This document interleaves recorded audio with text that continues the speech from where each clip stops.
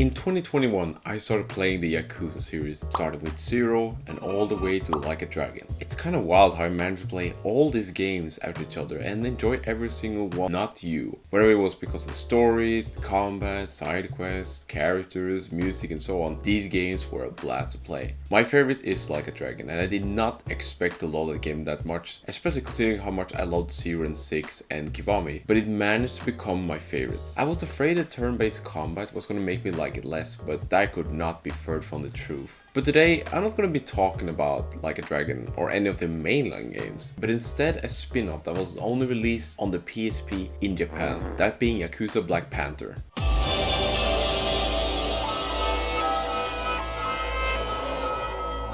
Yakuza Black Panther, alongside its sequel, is one of the few spin-offs from the Yakuza series that never released outside of Japan. Same with Yakuza Kentan and Ishin, two other spin-offs that took place hundreds of years ago. Yakuza Black Panther does take place like in the mainline games, time-wise, but instead of focusing on characters such as Kurohyou, Majima, Akiyama, Sajima and so on, we instead take control of a new protagonist and meet a whole lot of new characters. Thankfully, I was able to play this thanks to a translation a couple of people made. I heard they also did 2 a few months back, so it's gonna be cool to check that out too. Without wasting any more time, it's time to dive into this game.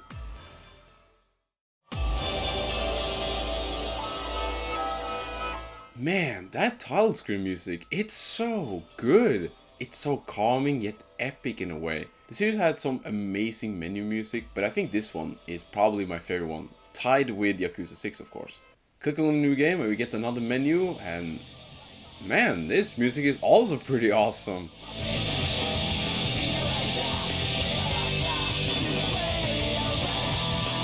Sure, I don't understand half the lyrics, but who cares? This fucking rocks. Here you can choose between different options, but I'm just gonna focus on the main story now, and I will come back to this like later in the video.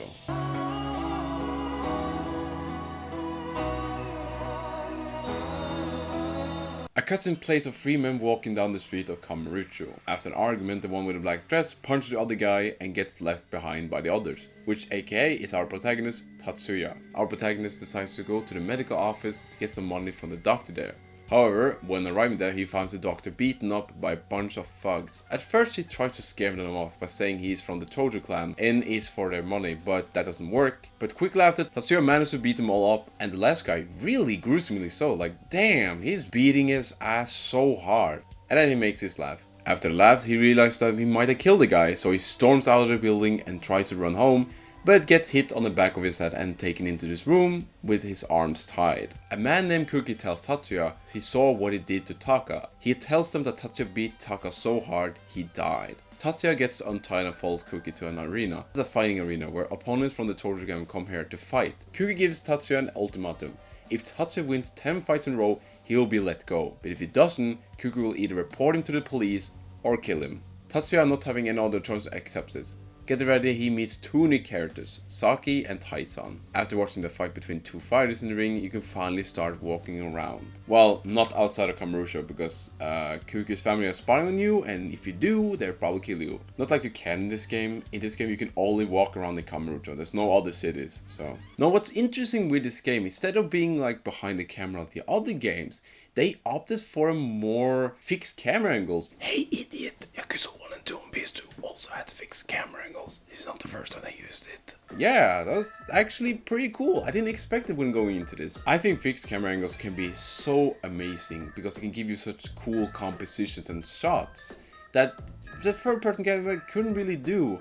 Though I'm not sure if this was done as an intentional choice or if they just had to do it because of the hardware issue. But I mean, I'm thankful that because I think it gives this game a unique vibe to it.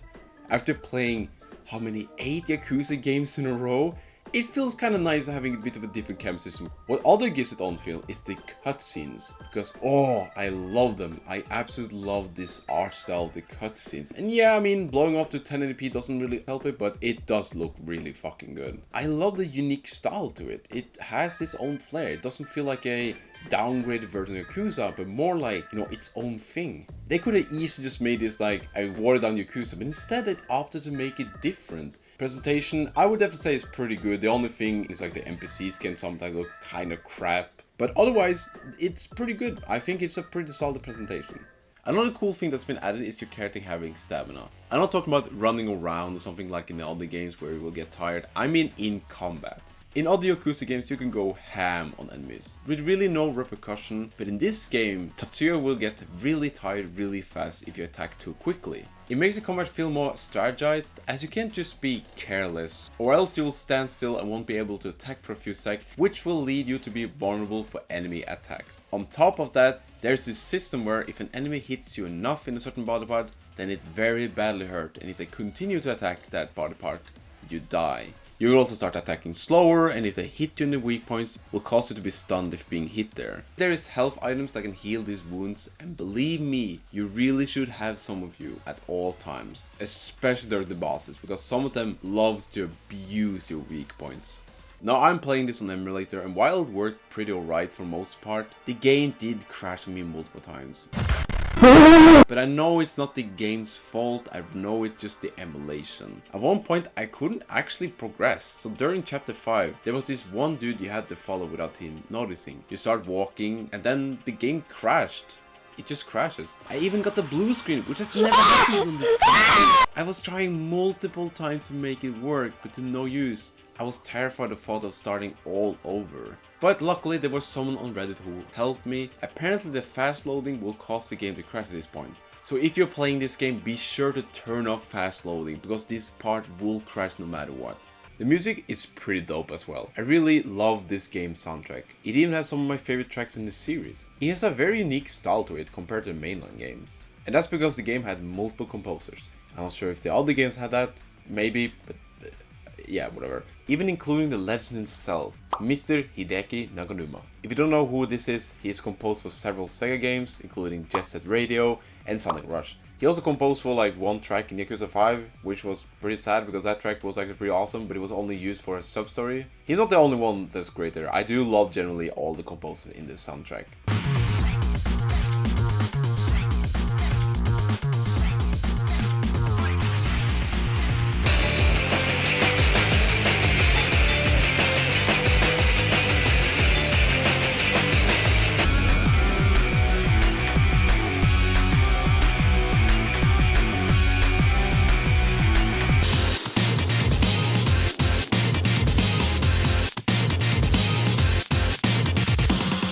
I'll say the bosses are the best lineup of bosses in any of the Yakuza games. Every boss was challenging, memorable, and unique, which amazes me considering that they all are in the same arena. But I find it sometimes in the Yakuza games a bit inconsistent, like the early bosses might be harder than some of the later ones, but here, there has a natural progression. It goes harder and harder, like it should be. My favorite one was definitely the final one, which I will get to later. Now before I go on to talk more about the story, I just want to talk about this English translation of this game. And listen, before I start, I just want to say, I understand translating one language to another is hard, and with a game like this having a lot of text, I understand it's a lot of work. And I'm really happy with this translation. But I'm also a bit disappointed by it. So in terms of the main story, everything has been translated. So you will get the full story and the common mechanics and such, so that's fine. However, in terms of side content, it has not been translated at all. In fact, it's not even in Japanese, just in dots, so you can't understand at all what the fuck is going on in the scenarios. None of these side quests are translated at all, and like, why? Side quests are some of the most fun parts of the Yakuza series. They can be heartwarming, they can be funny, and just bizarre, and that is what makes them so appealing. But now, I can't do them because I don't know what they're saying. For all I know, this game could have some of the best side quests in the series, but I don't know because I can't understand what they're saying. Also, shops won't display the names of the items, but rather just the price. Like, would it really be that big of a problem just to write these names for these projects? Like, come on. I mean, I can see on the picture what type of items there are. Oh my God! Motherfucking Newports! I'm hauling ass, bitch! I'm hauling ass! But I didn't know there was a healing item for healing body and head injuries. That would be nice to know, but I couldn't know that because it was only dots. The Houses Mini Club is not translated, and the crane game. Oh boy. So later in the game, you have to find a certain person. You end up at Club Sega Games, and this one dude there knows where they are. But of course they won't tell you until you help them. Fine, whatever. They want you to pick up this one toy in the crane game. Sounds easy, right? Well, the thing is, the controls for this are not translated. I was stuck on this part for 1 to 2 hours trying to find out what the fuck the controls were. No matter what I did, the claw just would barely move at all. So I just had to give up that day and had to just try the next day. And luckily I found out the controls, but goddamn, this was so fucking stupid. And keep in mind, this was part of the main story. So I don't know why they didn't even bother translating this. This is a main part of the game. It's part of the main story. It just really bothers me how some parts are not translated at all. I really hope the sequel has been translated more. I know it's already been done, but I don't know if they just mean with the main story and not the side quest, but God, I really hope so, because I do want to play the side quest in this game. But the thing is, I'm not sure if they're going to translate the rest of it. I'm not sure if they're just kind of like taking a break from this to translate all the games and then coming back to this. But it's just really disappointing to play this game and not really being able to enjoy it all 100%. It just really sucks. In terms of side content, I didn't manage to play. There's this cool side minigame where you can earn money. Basically at the hostel club there are people sitting watching a girl strip, and if they stand up and make noise you have to like punch them so they can shut the fuck up. It's a fun little minigame, I mean it's fine. Arcades though, you can only play the claw game and nothing else, which is fucking lame. I don't think this game has a karaoke minigame. I think the second one does, but I don't think this one does. But I'm not even sure on that because like the side stuff has not been translated, so I couldn't know. There's also this one side quest involving collecting 100 cats. And like, man, RJ really love cats, don't they? There's like multiple side quests in the series involving cats. I mean, Yakuza 6 had a whole quest you had to collect like a bunch of cats. Mark my words, Yakuza 8 will have a side quest that's going to involve cats in some way. Tsuya is a really cool protagonist. I really like how he's developed through the story than being overly confident in his fighting skills. そうはよ。彼が大事にしてるのは最強へのこだわりよ。はあ？俺は喧嘩じゃ7割どころか10割だぜ。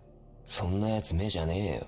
But slowly he started to learn and mature, not only as a fighter, but also as a person. あんたはきっと卑怯な真似なしの本当のボクシングのスタイルで戦ってくるはずだ。それも世界一のスタイルで。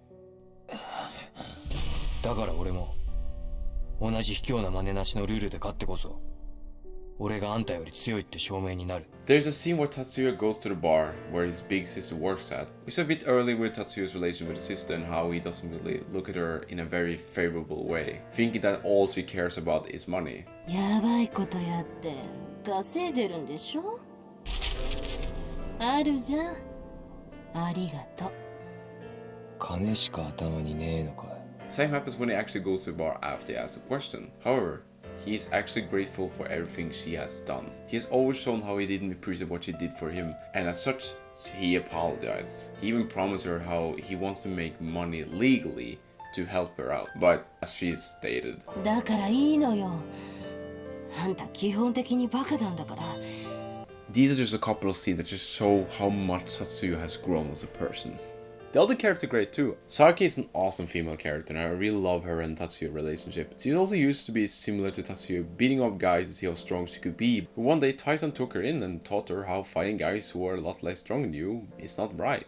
It's not fair. My favorite character without a doubt was Tyson though. He was such a cool character. I love how mysterious he is throughout the most of the game. He gives you all of this advice about fights, but it's like you never really know much of his character, and even Saki doesn't know much about him. Which is why I really found him super intriguing. Also, he looks so cool. He has such an awesome design and his voice is amazing. There's also Tatsuya's sister, who is pretty cool. Even if she doesn't get the most screen time, she still managed to come off as very likable. All she really wants to do is provide for Tatsuya like she has done for the last few years. I really expected Cookie to be the main villain, but he actually was not and ended up being kind of a decent guy in the end. Sure, he did some shady stuff, but you get to see why he did those stuff, and you can kind of understand.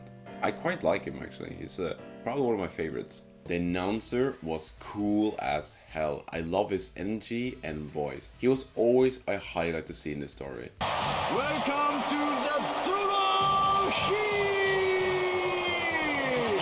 The detective is a pretty cool character. He's nothing really amazing, but I think he's pretty solid. I mean, he's no Makoto Dante, that's for sure, but I think he's still very solid. Several of the boss characters are also pretty awesome characters. One of my favorites was an old teacher of Tatsuya. The reason he wanted to beat you is because Tatsuya beat him up years ago. After the fights, he respects Tatsuya and wants to teach Tatsuya some new tricks and moves. He's kind of like this game's Komaki in a way, but damn, outside the arena, he is hard. I mean, his fight is hard, but outside arena, good god, he grabs you so much. He is insane. Another one I loved was the dad of someone Tatsuya beat up years ago, who ended up becoming paralyzed because of that, and understandably so, his father wanted to beat the shit out of Tatsuya. After the fight, they find that Tatsuya did not cause damage to his son, and that it was someone else. And luckily his son is able to walk again. But I loved Hiega as well. He's the only boss you actually fight twice in the game. I really like how different both fights are though. First time beating him, he is actually smiling at you. He respects you. He shows that he actually really liked the fight. But when he comes back, he's like a different person. And you can see that just by looking at his eyes, which is something Tai-san points out. なんだマジでこいつおかしくなったのかそれともこの目本当に俺への怒りなのかヒューガのあの目何かに取りつかれたようなあの目は Most of their bosses get enough build up and screen time to make them feel not only threatening, but also make them stand out as characters. Except for this guy. He just kinda shows up and bites you. You know, what's interesting about this game is that you only meet one character from the mainline series, which is the florist. There's no Kurohyou, there's no Marchman, there's no Makoto Dante, no one else but the florist. I was kind of surprised by this, because I really expect them to at least have a few characters from mainline. I at least expected Marchma for some reason, but they didn't. But in a way, I'm kind of glad for that, because it gives the game its own unique identity, and I really appreciate that. I really respect the game for that, because like they could easily throw in like Marchman, Kurohyou and stuff, and just like, oh my god, look, it's the fan favorites, but it didn't, because they want to stand on its own, and honestly, that's very commendable. Let's continue more with the story. Kuki finally gains conscious, telling Tatsuya to meet him back in the office, the same office that the guy was killed in the beginning. Tatsuya rushes over and meets Kuki there, who is in a very bad condition. With not much time left, Kuki tells Tatsuya he is free to go, and that the evidence has been deleted. With Kuki not lasting longer, he asks Tatsuya to win the 10 fights in the arena. He also tells him that the guy who had died had recorded every conversation they had in his office and had them on his hard drive, which could reveal the culprit behind all of this. And then he dies. Tatsuya decides to still fight in the arena and achieve 10 wins in a row and get to the bottom of this mystery. As the story progresses, Tatsuya also starts finding out more about the fire that happened 15 years ago, which has something to do with all that's happening now. Beating the knife opponent reveals that Tai-san was a legend in the arena and only managed to achieve 9 wins in a row. He will be Tatsuya's last opponent and the hardest one so far. No, for real, this guy is insane. No wonder he got 9 wins in a row. I'm joking!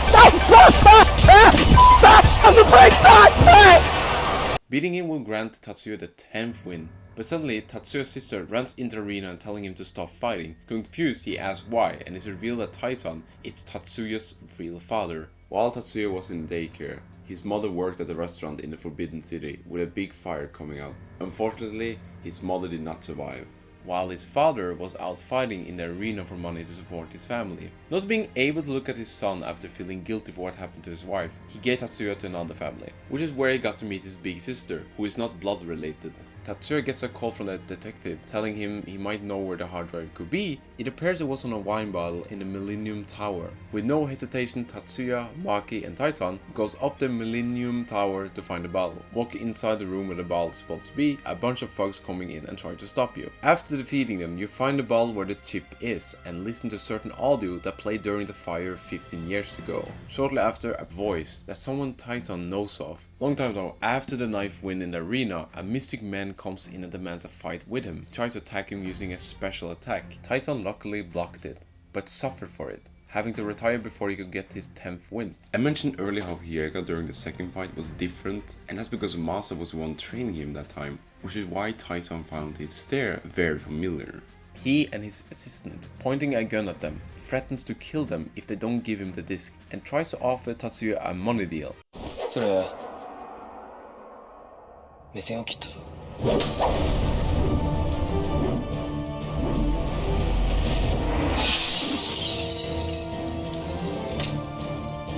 Tatsuya tricks him and gets the gun and the disc in his possession. However, he wants to go on the top of the tower and fight with the assistant who was responsible for Kuki's and Toda's death. If Tatsuya wins, he'll get the chip and they will go to jail. But if they loses, then they will have to give the chip back and Tatsuya and the gang probably dies. Now, of course, the others think this is a very bad idea, but Tatsuya is confident enough he can do it. 俺が生まれて初めて選んだ前向きな運命なんだ。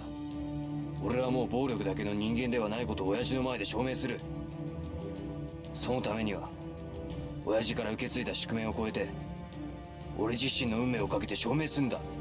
And this is where the final boss starts, and it's one of my favorites in the series. This is a very tough fight though. Not only is the guy you're fighting against very fast, but he also has a heat move that is almost impossible to dodge. I think it is impossible. I tried to dodge it, but I just couldn't no matter what. Also, side note, this was where I learned you could actually run during fights. And that would have been good to know before. Also, the music is great. It's actually the main menu theme, just without the lyrics. But I really love it, and I really love the atmosphere it gives to this fight.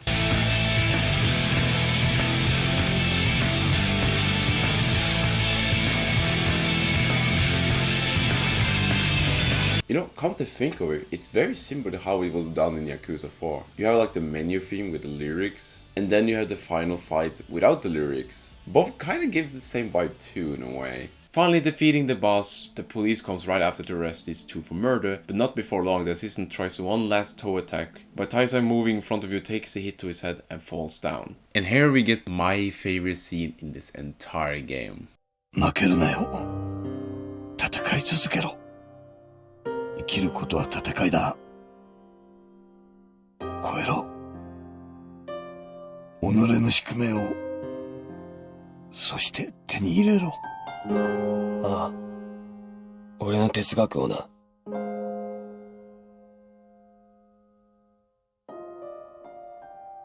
親父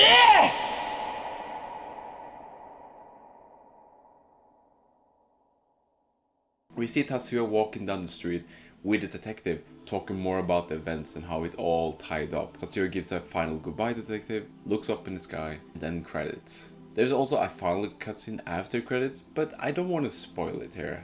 And honestly, I think you should find it for yourself. And that was pretty much Yakuza Black Panther. Not only a great Yakuza game, but a great game in general. It managed to not only be familiar to the mainland series, but also feel very different, but in a good way. I am super excited to try the sequel now, and see how much they improve upon this game. Well folks, that's all for me now, and thank you all for watching, and I'll see you next time.